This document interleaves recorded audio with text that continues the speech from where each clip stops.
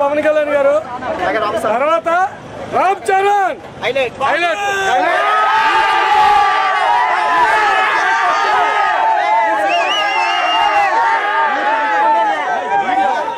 Cinema మామూలుగా ఉండదు.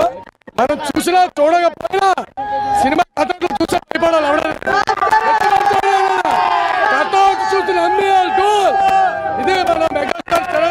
వచ్చిన వినయ విధేయరామ, బోయపాటి శ్రీను గారు అన్ని కమర్షియల్ ఎలిమెంట్స్ తో మొత్తం ఫ్యామిలీ మొత్తం చూడదగ్గ చిత్రం వినయ విధేయరామ. మెగాస్టార్ చిరంజీవి, రామ్ చరణ్ తేజ్ గారు రంగస్థలం మూవీ చూసాం. కానీ మూవీలో చాలా మంది అనుకున్నారు రామ్ చరణ్ గారు యాక్టింగ్ చేయలేరు, కానీ యాక్టింగ్ కాదు డబుల్ యాక్టింగ్ చేశారు. అలాగే బోయపాటి సినిమాతో ఫస్ట్ టైము సినిమాలో మాత్రం ఫైట్స్ మాత్రం అద్భుతం. అలాగే ఫ్యామిలీ ఎంటర్టైన్మెంట్ గారు చాలా చక్కగా ఉంది, సూపర్ ఉంది సినిమా. ఈ సంవత్సరం వినయ విధేయరామ సూపర్ హిట్ సినిమా 100%. అందరూ ఫ్యామిలీతో చూడాల్సిందే సినిమా కోరుతున్నాను.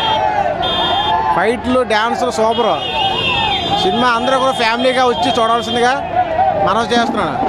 జెండా నచ్చితే ఏ జెండా అయినా మోస్తాం, నచ్చకపోతే ఆ జెండాని కింద వేసి తొక్కేస్తాం. జై జనసేన.